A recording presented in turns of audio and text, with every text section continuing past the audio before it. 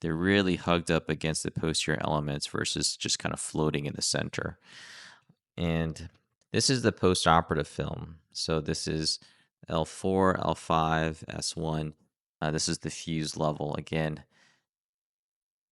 kind of a nice wide open canal. You don't see that cyst anymore, which was right about here. But again, you start to see these nerve roots plugged up against the posterior elements. And right around this area here, you can really see that it's really, really stuck on the posterior aspect of the canal. So this got me thinking whether or not this is the actual cause of the symptoms. As far as I can tell, there was no real complication postoperatively or intraoperatively, but a person does have persistent symptoms. This area in particular seems to be in the area of interest from my standpoint because this is actually the level above the fusion. So this is the L3, L4 level.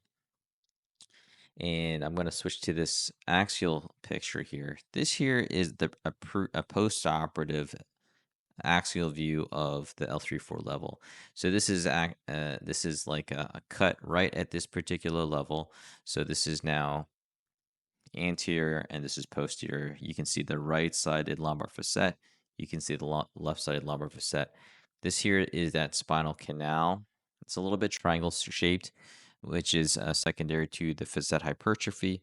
But more importantly, the dots here. These are the nerve roots.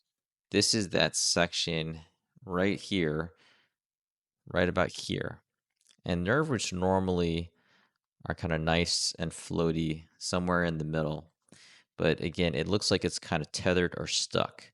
Now, this is not a contrast study, so I cannot tell if there's actually evidence of arachnoiditis at this level.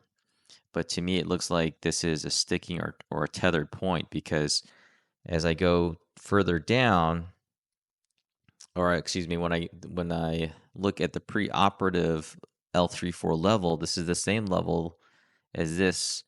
This is post-op. This is L3-4 pre-op. You can see the nerve roots are actually they're not as bunched.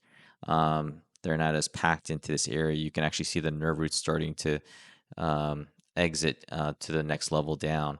Now, just taking a visual picture, compare this picture post-op, pre-op.